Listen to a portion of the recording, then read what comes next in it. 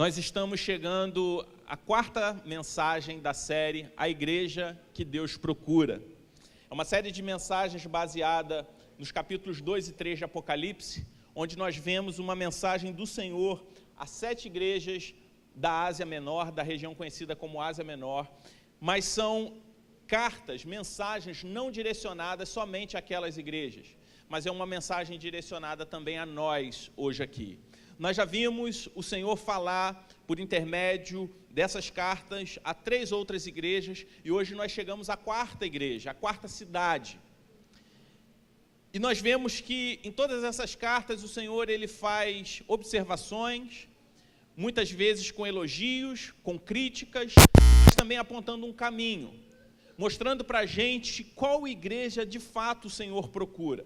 Nós temos aprendido que essas cartas são o próprio Senhor Jesus falando com a sua igreja, por intermédio do apóstolo João. Nós vemos que o próprio Senhor ele se apresenta quando dirige essas cartas a essas igrejas.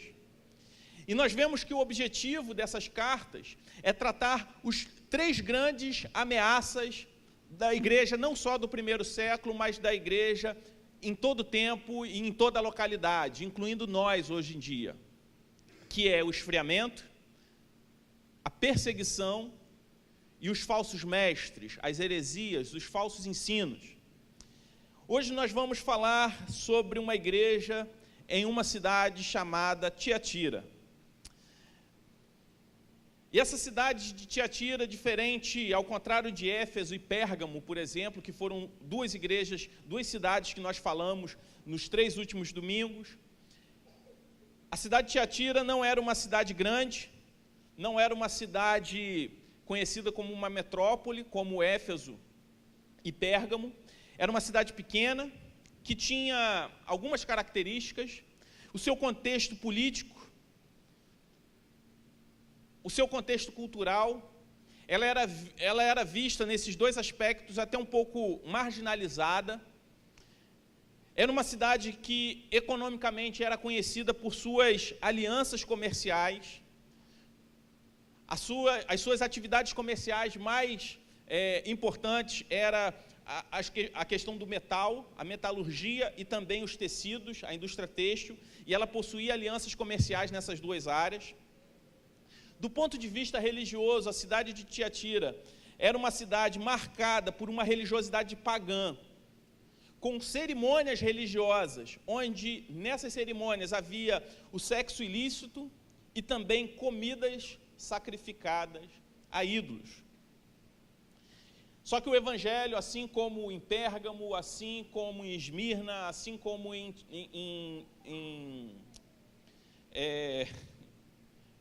Tiatira, assim como em Pérgamo, Éfeso e Esmirna, o evangelho chega naquela cidade. Uma igreja é plantada ali e o evangelho ele é pregado. E nós vemos que em todos esses casos, o evangelho chega através da igreja em um contexto de uma cultura hostil ao evangelho. Nós temos aprendido que nunca foi fácil ser cristão, que sempre houve oposição ao evangelho. Só que o evangelho se faz presente e a igreja ela está ali para ser uma agência proclamadora do evangelho. Só que a igreja ela não tem autonomia para estabelecer seus próprios termos em relação à sua missão. A igreja ela precisa ser governada e dirigida pelos termos estabelecidos por Deus em sua palavra. Um dos grandes problemas da igreja, não só no passado, mas também no presente, é a sua tentativa de viver autônoma aquilo que Deus determina. O pecado da autonomia é o mesmo pecado cometido por Adão, lá no princípio, lá na criação, que decidiu viver de forma autônoma a Deus, a partir dos seus próprios termos. Então, a igreja, ela não tem autonomia para estabelecer os seus próprios termos para a sua missão. Mas a missão da igreja, ela é estabelecida a partir dos termos que Deus deixa para a igreja. E essa igreja, ela possuía uma acusação. E essa acusação contra a igreja em Tiatira era justamente sobre isso, por querer estabelecer padrões próprios e dar ouvido a vozes erradas. Vamos ler o texto que se encontra lá no livro de Apocalipse, no capítulo 2. Se você está com a sua Bíblia aí, você pode abrir. Se você está com ela no seu dispositivo eletrônico, você pode acessar. Apocalipse 2, a partir do versículo 18 até o versículo 29. Apocalipse 2, 18 a 29. Se você não está com a sua Bíblia e você deseja acompanhar a leitura na mesma versão que vai ser lida, que é a Nova Versão Internacional, o texto ele vai ser projetado ali, você pode acompanhar também. A palavra de Deus diz assim: Ao anjo da igreja em Tiatira escreva: Estas são as palavras do Filho de Deus, cujos olhos são como chama de fogo e os pés como bronze reluzente.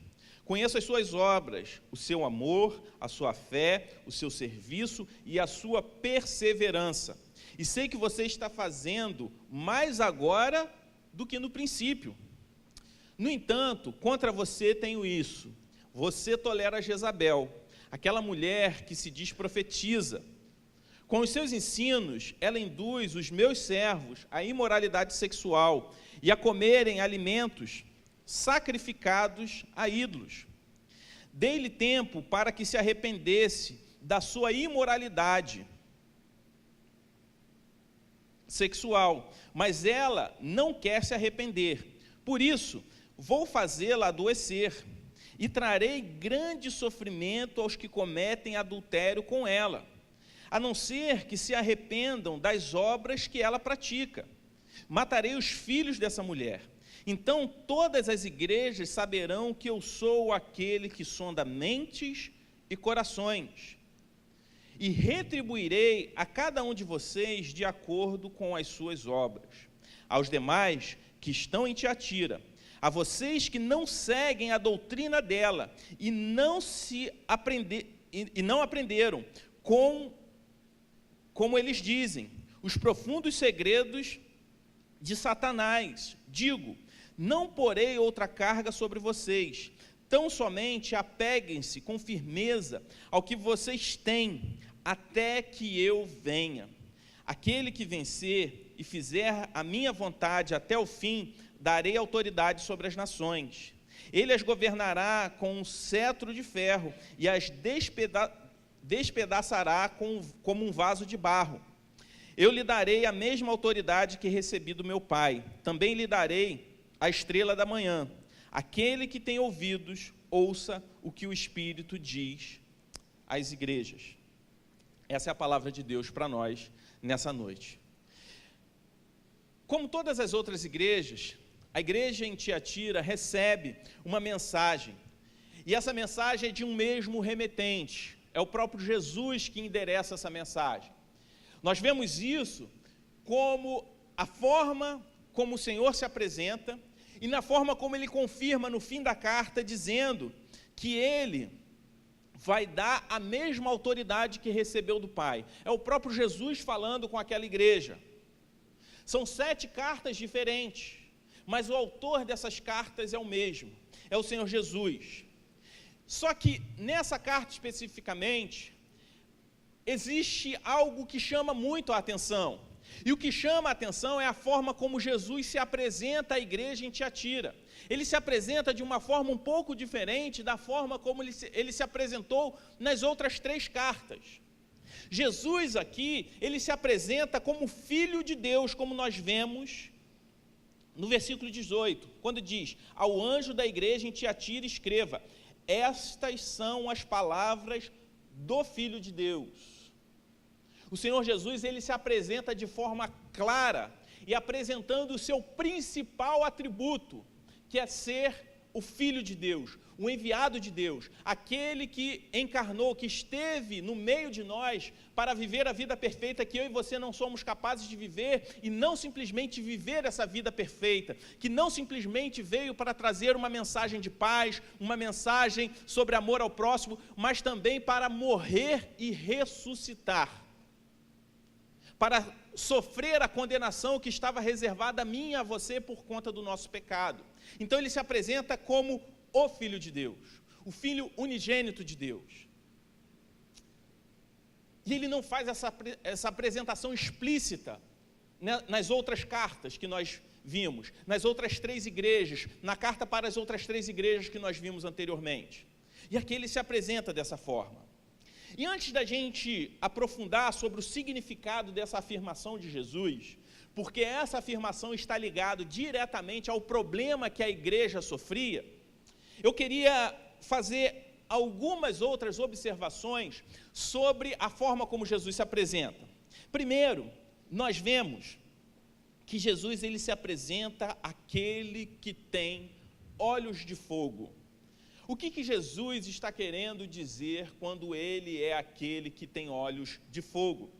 O que Jesus está falando logo no início da carta, que os olhos são como chama de fogo, está em conformidade quando nós vemos no final da carta, quando ele diz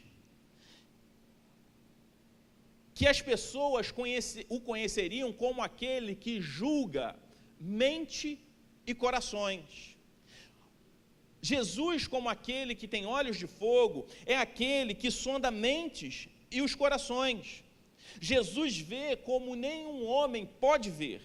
O que o Senhor está falando é que ele enxerga aquilo que ninguém é capaz de enxergar, que ele julga aquilo que ninguém é capaz de julgar. Ele é aquele que não vê simplesmente as nossas atitudes, ele é aquele que não vê somente as nossas obras. Ele é aquele que não vê somente a nossa aparência. Ele é aquele que consegue enxergar o que está além do exterior. Jesus, ele também não é, quando ele fala que ele tem olhos como chama de fogo, que ele é aquele que sonda mentes e corações, ele está dizendo que ele não é como um psicanalista, um psicólogo que simplesmente lê uma pessoa, que faz um diagnóstico, que analisa alguém baseado nas suas reações, baseado na postura, na linguagem corporal. Ele não faz uma leitura sobre nós, mas ele sabe exatamente quem nós somos. O Senhor também não é aquele que deduz algo ou interpreta alguém a partir de expressões ou linguagens. Que Jesus não é aquele que tem sentimentos a respeito de alguém, mas ele enxerga completamente quem nós somos. Jesus vê exatamente quem nós somos. O Senhor, ele sabe não somente o que nós fazemos, o Senhor, ele sabe o que nós pensamos e o que nós sentimos. Ele nos conhece melhor do que nós mesmos. O Senhor, ele conhece o seu cônjuge melhor do que você. E não simplesmente isso, ele não conhece só o seu cônjuge melhor do que você, mas ele conhece você mesmo melhor do que você. O Senhor, quando ele fala que ele tem olhos como chama de fogo, ele está falando que ele sabe o que eu e você somos capazes de fazer, até mesmo aquilo que nós achamos que nós não somos capazes de fazer. Às vezes nós achamos que nós não somos capazes de chegar até determinado ponto, até fazer determinada coisa. O Senhor é aquele que sabe até onde a maldade humana é capaz de chegar. Esse é o Senhor, aquele que tem olhos como chama de fogo, aquele que sonda mente e corações, como ele diz no versículo 23, matarei os filhos dessa mulher, então todas as igrejas saberão que eu sou aquele que sonda mentes e coração.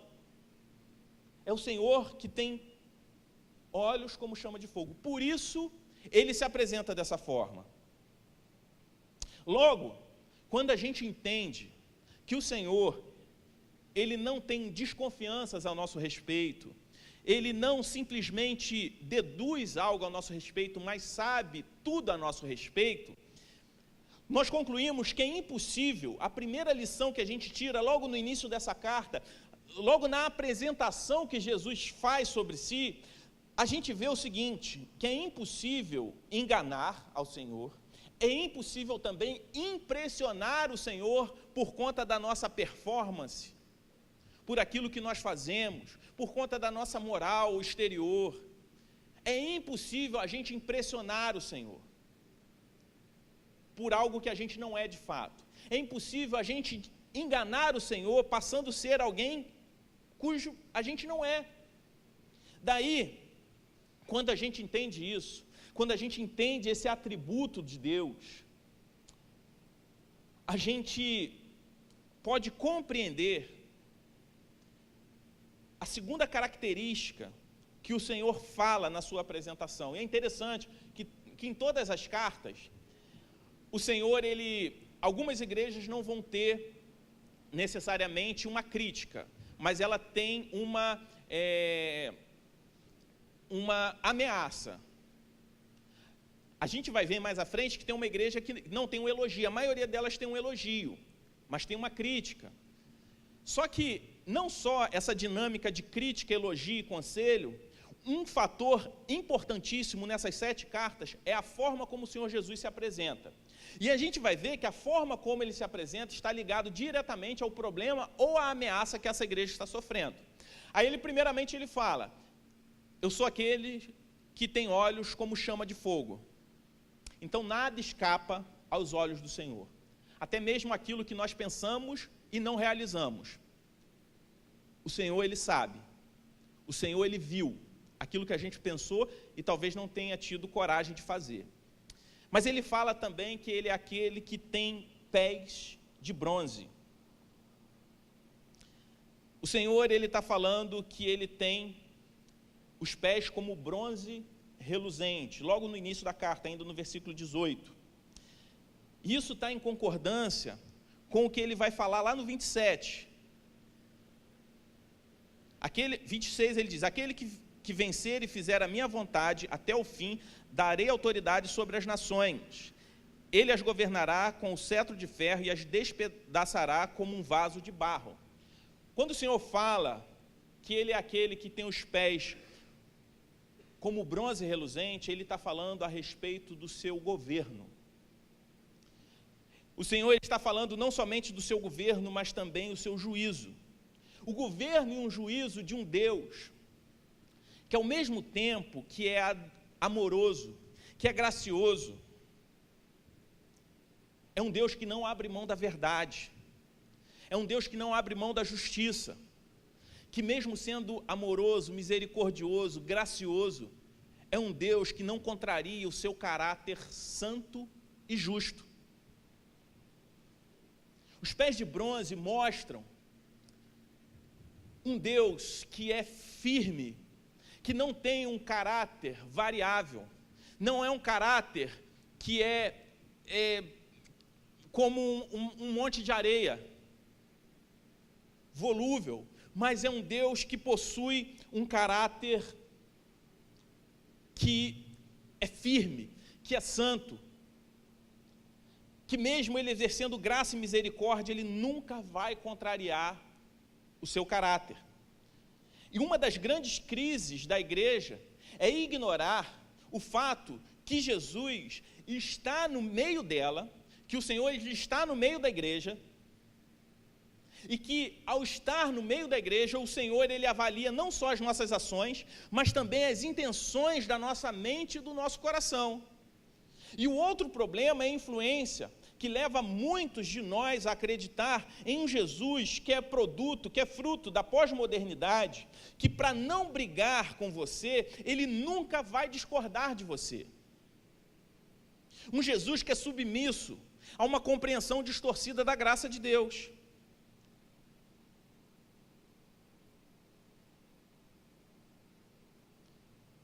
E é como se nós crêssemos em um Deus que é igual a um pai irresponsável. Por exemplo, um pai que nunca contraria os seus filhos. Eu tenho 2 filhas, Alice, 2 anos, Mariana tem 4. Vamos dizer que a Alice, a gente mora próximo à Avenida das Américas, ela resolva, com 2 anos, brincar no meio da Avenida das Américas, no horário de rush durante a semana. E ela vai chorar, e a Alice ela tem uma personalidade forte, quando ela quer uma coisa, ela chora, chora, chora, e ela tenta mudar a nossa opinião, e a gente precisa ser firme. E às vezes por questões bobas, que a gente às vezes fica até tentado a ceder diante do choro dela. Mas entendendo o papel bíblico de pais, a gente precisa o quê? Ser firme. E mostrar a ela, ensinar a partir da disciplina o que é a autoridade. Mas vamos dizer que eu resolvo aderir à moda, né, dos pais Nutella de hoje em dia. Não, eu vou ser submisso ao filho, né? Mas ela resolve brincar no meio da Avenida das Américas. Eu amo a minha filha, então não posso contrariá-la. Então eu vou deixá-la brincar no meio da Avenida das Américas, no meio dos carros. Às vezes, a imagem que nós projetamos de Deus é de um pai irresponsável, que para não contrariar seus filhos, vai deixar com que eles façam exatamente aquilo que eles querem fazer. Ou então, sei lá, eu resolvo aderir, né, agora, a facilidade que se tem agora de possuir uma arma em casa. Eu resolvo ter uma arma em casa lá. Aí a Mariana, de 4 anos, ela fala, poxa, eu queria tanto brincar com a arma, eu vou pegar lá a pistola, o 38, sei lá, do meu pai, e vou ficar brincando com ele carregado. Eu não posso contrariar minha filha, porque ela vai se sentir feliz fazendo isso. E o importante é ser feliz. Quem ama, deixa o outro ser feliz, fazendo aquilo que ele bem entende. Às vezes, falando assim, são questões absurdas. Nenhum pai admitiria um filho, por mais Nutella que ele seja, por mais submisso ao filho que ele seja, que de alguma forma já está errado, né? Nenhum pai admitiria que os seus filhos agissem de forma completamente irresponsável, que colocasse a sua integridade em risco, como uma criança de 2 anos brincar no meio da Avenida das Américas, ou uma criança de 4 anos brincar com uma arma carregada dentro de casa. Só que isso é tão absurdo, mas ao mesmo tempo nós projetamos em Deus um pai irresponsável, um Jesus, a nossa imagem e semelhança, que nunca vai nos contrariar, porque Ele nos ama de forma irresponsável.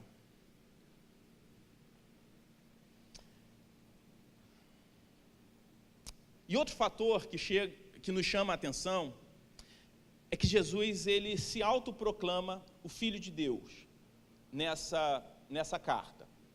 A gente até agora, a gente ainda não chegou na crítica, mas talvez de todas essas 7 cartas, essa é uma das que a apresentação de Jesus me chama mais a atenção. Aí depois ele vai falar que, ele começa a carta falando que quem escreve, ele fala o seguinte a João, escreva o seguinte para a igreja em Tiatira. Estas são as palavras do Filho de Deus. É o próprio Cristo falando. Aí ele se autoproclama o Filho de Deus. E existe um grande problema quando a igreja passa a ignorar o fato de que Jesus é o Filho de Deus. Passa a ignorar o fato de que Jesus é o Cristo. E passa a não negar diretamente a Jesus, eu tenho falado sobre isso, mas criar um Jesus histórico, não dizendo coisas, que Jesus fez coisas que ele não fez, mas ignorando alguns atributos, ou muitos atributos de Jesus, e falando de um Jesus pela metade. Às vezes, pior do que uma mentira, é uma meia-verdade. Às vezes, algum fato a respeito de alguém, ele é descoberto. Só que ele não é descoberto completamente. Então, existe aquele fato que você não pode negar de forma alguma. Então, você conta a mentira, você conta a verdade pela metade. A verdade manipulada é também uma forma de mentira. Quando nós vemos os 10 mandamentos e fala que nós não podemos mentir, o Senhor está falando sobre manipular uma verdade, contar uma meia-verdade, omitir pontos importantes a respeito de um fato, tudo isso é uma forma de mentira. E o que mais se faz hoje não é uma negação direta a Jesus, mas uma distorção a respeito de quem ele é. São meias verdades a respeito de Jesus e, na maioria das vezes, desprezando o fato de que ele era Deus, que Jesus é Deus. E não simplesmente alguém que veio confundir o sistema religioso e político da sua época. Porque se Jesus não tivesse feito aquilo tudo que ele fez, se ele não tivesse gerado tantas controvérsias no meio da sociedade da sua época, mas ainda assim tivesse morrido, a sua obra principal foi vir morrer e ressuscitar. Cumprir o plano redentor do Senhor para os seus filhos, para os seus eleitos. O plano principal de Deus era esse, ao enviar Jesus Cristo. Isso ocorre na igreja quando as pessoas assumem um papel de falsos mestres, não simplesmente negando quem Jesus é, mas distorcendo ou contando meias verdades a respeito de Jesus. Por exemplo, ignorando palavras duras, como essas que nós vemos na carta a Tiatira. Porque se nós cremos na suficiência e na inerrância da palavra de Deus, nós cremos que foi o próprio Jesus, é o próprio Jesus que está falando aqui à igreja em Tiatira. E o problema daquela igreja era mais ou menos esse. E isso nós vemos muito.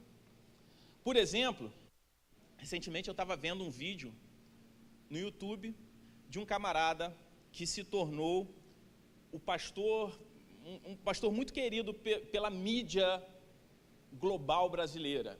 E quando o cara começa a ter um discurso que agrada demais determinados meios da nossa sociedade que sempre combatem os valores do evangelho, isso me preocupa. E nesse vídeo, esse camarada ele diz o seguinte: na época do Natal, o Natal nós celebramos não só o nascimento, mas também o Jesus que ressuscitou. E é interessante, porque às vezes essas falas vêm com uma dificuldade de falar Jesus Cristo, ou Jesus o Cristo. Aí às vezes fala só Jesus, ou então Jesus de Nazaré, que não está errado chamar Jesus de Nazaré, mas quase sempre só fala assim, dificilmente fala Jesus Cristo, que ele foi morto pelo sistema político da sua época, foi perseguido, beleza. E depois que Jesus foi morto, depois de passar 3 anos ensinando, falando um monte de coisa, aquele grupo de 12 homens se uniu, se juntou e falou o seguinte: Jesus morreu, e agora? Não, ele não pode morrer. Vamos continuar com os seus ideais. Quando esses homens se juntaram e decidiram dar prosseguimento aos ideais de Jesus, Jesus ressuscitou. Foi uma forma suave, branda, de negar a ressurreição literal, corpórea de Cristo. São sempre ataques sutis, distorções sutis, que têm como objetivo causar grande estrago na igreja. C.S. Lewis, um dos grandes autores, um dos meus favoritos, ele, num livro fantástico chamado Cristianismo Puro e Simples, quem não leu, leia, ele vai falar o seguinte: primeiro, se ele alega, ele falando sobre alguém que tem uma compreensão distorcida sobre Jesus. Aí ele vai falar a respeito de Jesus. Primeiro, se ele alega ser Deus, se Jesus se alega de ser Deus, e de fato não é, ele deve ser louco ou lunático. Segundo, se ele não é Deus, nem um lunático, deve ser um mentiroso, enganando os outros com sua mentira. E terceiro, se ele não é nenhum desses três, nem Deus, nem um lunático, se ele não é um lunático, um louco e nem um mentiroso, ele deve ser Deus. Você só pode escolher uma dessas 3 possibilidades: ou Jesus é um louco, ou ele é Deus, ou ele é um mentiroso. Se você não acredita que ele seja Deus, você deve considerar Jesus um louco.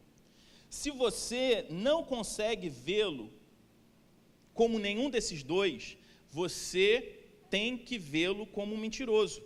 Não há necessidade de provarmos se Jesus é Deus ou não. Tudo que temos de fazer é descobrir se ele é um lunático ou um mentiroso. Se ele não for nenhum nem outro, ele deve ser o Filho de Deus. Ou esse homem era e é o Filho de Deus, ou não passa de um louco ou coisa pior. Você pode querer calá-lo por ser um louco, pode cuspir nele e matá-lo como a um demônio, ou pode prostrar-se aos seus pés e chamá-lo de Senhor e Deus. Mas que ninguém venha com paternal condescendência, dizendo que ele não passava de um grande mestre humano. Ou seja, esse discurso de falar que Jesus foi simplesmente um mestre humano é incompreensível. Você compreende alguém que odeia Jesus, que acha que ele foi um charlatão, um mentiroso. Sabe por quê? Porque ele dizia que era Deus. Ele se autoproclamou o Filho de Deus.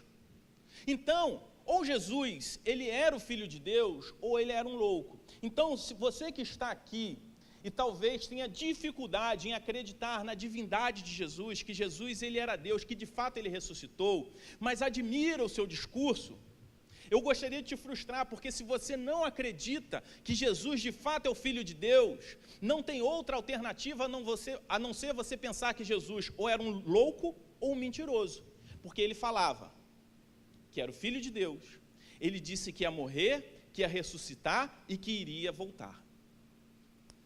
Então, vamos ter essa compreensão, a importância de entendermos que Jesus, ele é o Filho de Deus, e o quão forte é essa mensagem dele em afirmar isso, em fazer essa afirmação sobre si. Vamos nos fixar sobre a impossibilidade de Jesus ser apenas um grande mestre. Jesus sendo aquele que foi enviado por Deus, que cumpriu em sua vida toda a lei de Deus, que revelou em perfeição o caráter moral de Deus. Vamos ver a mensagem que ele envia à igreja em Tiatira.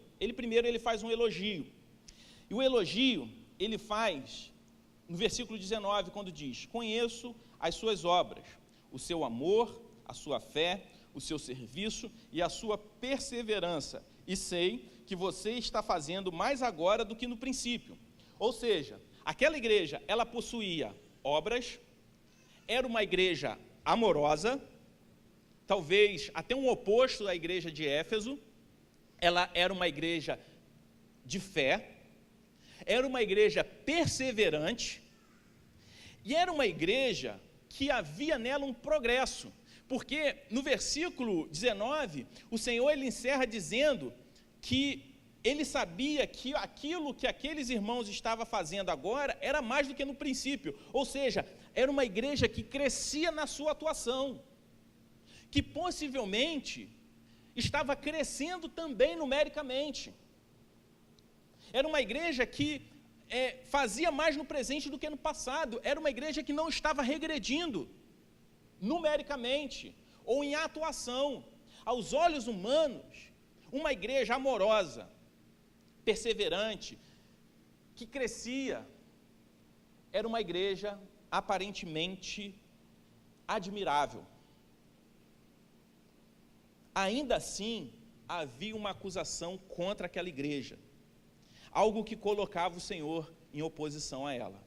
E a gente vê isso no versículo 20, quando o Senhor diz: no entanto, contra você tenho isso, você tolera Jezabel. Nós vemos mais uma vez que as aparências enganam, e que o Senhor avalia no campo das intenções, que o Senhor, ele não se importa com aquilo que nós fazemos simplesmente, mas o porquê nós fazemos, e também se importa no que nós cremos. Que ser muito bom em muitas áreas, como essa igreja era muito boa em muitas áreas, não a absolvia em um fato determinante que colocava o Senhor em oposição a ela. A igreja, ela possuía uma falta grave. A acusação contra aquela igreja era a acusação de uma tolerância conivente, que é diferente de simplesmente ser tolerante. E o Senhor, ele é tão maravilhoso que ele vai combater essa tolerância conivente, mas ele vai falar sobre a tolerância cristã. Quando ele diz o seguinte no versículo 21, dei tempo para que se arrependesse da sua imoralidade sexual, mas ela não quer se arrepender. Olha que interessante. Havia naquela igreja, aparentemente, uma profetisa, que não necessariamente se chamava Jezabel. Mas o Senhor aqui, ele faz um paralelo, assim como ele fez com a igreja de Pérgamo, quando ele faz uma comparação de alguns membros da igreja aos ensinos de Balaão, de alguém do Antigo Testamento. Talvez você não conheça a história de Jezabel, a prostituta da Babilônia, que está descrito lá no Antigo Testamento. Então Jesus, ele faz um paralelo aos ensinos dessa falsa profetisa, aos ensinos de Jezabel. E essa falsa profetisa da igreja em Tiatira simbolizava a Jezabel do Antigo Testamento, que subscrevia a imoralidade sexual, a idolatria e a luxúria. Quem foi Jezabel? Jezabel foi esposa do rei Acabe, que por ser negligente ao governo de sua casa, o rei Acabe, ele falha na liderança não só do seu lar, mas também na liderança junto à nação de Israel. Jezabel, com uma personalidade forte, manipulou seu marido e levou a nação de Israel à idolatria. Jezabel, ela construiu um enorme templo a Baal e sustentou centenas de profetas de Baal com verba pública de Israel, ou seja, ela foi também alguém que teve uma atuação corrupta. Como nós já falamos no domingo passado, a idolatria, ela sempre vem junto com corrupção, imoralidade sexual. E por causa da idolatria de Israel, provocada por Jezabel, a nação de Israel sofreu. A ingenuidade, meus irmãos, não nos poupa das consequências ruins da infidelidade. É outra lição que a gente tira com a nação de Israel, quando foi influenciada por Jezabel, e também a igreja em Tiatira. Como crentes, nós temos um compromisso com a verdade. A tolerância conivente da igreja de Tiatira estava sendo comparada a um fato ocorrido com a nação de Israel, que prejudicou muito o povo de Deus no passado. Assim, nós podemos perceber que o pecado daquela igreja era uma tolerância conivente com o pecado da imoralidade sexual. A igreja em Tiatira tolerava de forma permissiva o pecado. Essa permissividade era fruto da falta de zelo. Portanto, a igreja que Deus procura é uma igreja apaixonada, como nós vimos, é uma igreja comprometida com o Senhor e é também uma igreja zelosa. E talvez essa falta de zelo da igreja em Tiatira era fruto de uma compreensão errada do que é amor. Esse mesmo camarada que eu citei do vídeo da ressurreição, ele tem um outro vídeo onde ele fala que o amor sacraliza todas as relações. Então, qualquer tipo de relação, se houver amor, é abençoado por Deus, porque Deus é amor. E se tem amor, o amor sacralizou, mesmo que isso fuja dos padrões bíblicos, do Antigo Testamento e tal, papapá, todo esse discurso, em que, de fato, a agenda que está em oposição ao Evangelho vai aplaudir. Só que é uma meia-verdade. Porque o amor bíblico, o verdadeiro amor, é bem diferente. O próprio Senhor Jesus, ele fala que o amor ao dinheiro é a raiz de todos os males. A própria palavra de Deus diz que as paixões da carne são fruto do pecado. Esse pecado justamente ocorre onde Jesus enfatiza o fato de que ele é o Cristo, de que ele é o Filho de Deus. Então, meus irmãos, a licenciosidade, a tolerância permissiva ao pecado está ligado diretamente ao fato de anularmos a divindade de Jesus, de nos esquecermos do caráter santo de Cristo. Se eliminarmos a divindade de Jesus e enfatizarmos apenas alguns relatos históricos de sua pessoa, nós vamos ignorar um atributo fundamental de Deus, que é a santidade. E por isso, o Senhor, ele dá um conselho àquela igreja. Ele diz o seguinte: arrependa-se e confronte aqueles que estão errados. Se arrependa. E não somente se arrependa, confronte aqueles que ainda não se arrependeram. Não tolere o pecado, não tolere a injustiça, não tolere a mentira. A verdadeira tolerância é o que nós vemos no versículo 21. E a verdadeira tolerância, a tolerância cristã, é paciência com todo tipo de pecador para que ele se arrependa e mude de vida. É a tolerância exercida por Jesus à mulher acusada de adultério. A lei dizia que ela deveria ser apedrejada até a morte.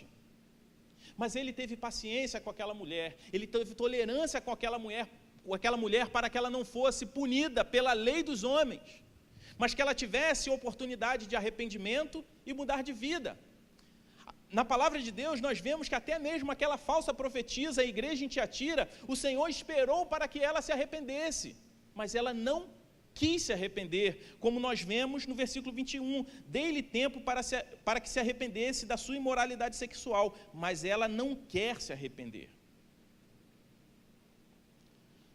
Tolerância cristã é ter paciência com todo tipo de pecador, para que ele se arrependa e mude de vida, e nunca tolerar de forma permissiva o pecado daqueles que não querem se arrepender. E o Senhor, ele fala sobre uma punição, quando ele diz que ele iria punir de forma dura os que não se arrependessem daquele pecado terrível, que mesmo aquela igreja possuindo muitas qualidades, ele puniria de forma dura aqueles que não se arrependessem. Nós vemos que a natureza do pecado daqueles irmãos em Tiatira era a mesma dos pecados cometidos pelo rei Davi, que sofreu consequências terríveis dentro da sua família, por conta do seu pecado. E é interessante que, às vezes, as pessoas tentam criar uma dicotomia entre o Deus do Antigo Testamento e o Deus do Novo Testamento, como se o Deus do Novo Testamento fosse um Deus que nunca contrariasse os seus filhos.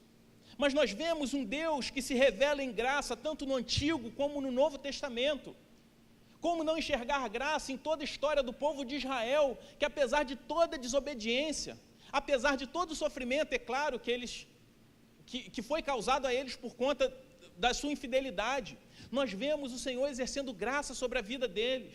Nós vemos o Senhor exercendo graça de Gênesis a Apocalipse, mas nós vemos também um Deus que exerce juízo, um Deus que não negocia o seu caráter santo, tanto no Antigo como no Novo Testamento. E nós vemos um Deus demonstrando graça e preservando, dizendo que preservaria os fiéis que haviam no meio daquela igreja, que aqueles que eram fiéis, o Senhor preservaria. Mas Jesus diz claramente que de alguma forma ele geraria dor naqueles que não estavam se arrependendo, para que de alguma forma eles mudassem de vida. Nós sabemos a linguagem um pouco mais complexa do livro de Apocalipse por conta do seu contexto. Então eu não quero aqui deduzir exatamente qual seria a punição exata que o Senhor causaria, mas uma coisa nós sabemos, que de alguma forma, ele diz de forma clara, que de alguma forma ele iria gerar dor naquelas pessoas, para que eles mudassem, não simplesmente as suas ações, mas mudassem as suas mentes. O que Jesus diz àquela igreja, e diz à igreja de hoje, aquilo que o Senhor diz à igreja em Tiatira, mas aquilo que o Senhor diz também à igreja do Redentor, é que a igreja precisa também fugir dos extremos, entre uma tolerância permissiva e uma intolerância moralista. O Senhor, Ele mostra o caminho bíblico para a tolerância, que é dar tempo a todo tipo de pecador para que ele se arrependa. Que nós precisamos, antes de tudo, ser fiéis à palavra. E ao sermos fiéis à palavra de Deus, nós resistiremos aos falsos mestres e compreenderemos quem Jesus de fato é. Quando nós não compreendemos quem Cristo é de fato, na sua totalidade, nós temos a tendência de sermos levados a todo tipo de falso ensino, partirmos para um extremo ou para o outro, seja pelo legalismo da justiça própria, ignorando a justiça de Deus, que sou salvo mediante aos méritos de Cristo, e adoto para mim uma meritocracia espiritual que não condiz com a obra de Cristo, porque os méritos são de Cristo, e eu começo a achar que eu sou o meu próprio Salvador, que eu me salvo a partir daquilo que eu faço, quando eu ignoro o fato de que Jesus é o Cristo, ou então para o outro extremo, de abraçar uma tolerância conivente, de um Deus que nunca vai contrariar seus filhos, porque Ele os ama. Que o Senhor nos ajude a ser uma igreja zelosa. Zelo como fruto de um amor incondicional ao Senhor. Vamos orar? Pai, eu te agradeço pela tua palavra. Te agradeço porque ela nos guia, ela nos revela quem tu és. Por isso eu te peço, Senhor, que o Senhor fale com cada um de nós, não somente nesse momento em que nós ouvimos a tua palavra, mas que o Senhor continue falando com cada um de nós, a partir de tudo aquilo que nós aprendemos do Senhor. Que nós não venhamos, Senhor Deus, nos esquecer de quem o Senhor é, e que possamos, em todo momento, nos lembrar que o Senhor enviou Jesus Cristo, que o Senhor enviou o seu Filho para ser sacrifício em nosso lugar, e que a vida perfeita que Jesus viveu revela o seu caráter santo. Que o Senhor também nos lembre que nós merecíamos o inferno, a morte, mas o Senhor agiu com graça e nos salvou. Mas mesmo exercendo graça e misericórdia, o Senhor não mudou o seu caráter, e como filhos teus, que a gente venha se lembrar que devemos viver uma vida santa, que glorifique ao Senhor, que seja condizente com o fato de que fomos adotados e que agora somos seus filhos, que ainda mais, que a tua palavra diz que somos seus embaixadores, os teus representantes aqui na terra. Que essa igreja saiba que ela foi plantada, Senhor Deus, aqui nesse lugar, para revelar ao mundo o seu caráter santo, para expressar ao mundo o seu caráter santo. Se há pessoas aqui, Deus, que ainda não conhecem a mensagem do teu evangelho, que o Senhor toque nesses corações, que o Senhor abra essas mentes, que o Senhor abra esses corações, que essas pessoas venham compreender e conhecer quem tu és, que essas pessoas venham ter consciência do seu pecado, mas que essa consciência não gere simplesmente culpa, mas que elas venham compreender a tua graça e entender o quanto elas são amadas por ti. No nome de Jesus. Amém.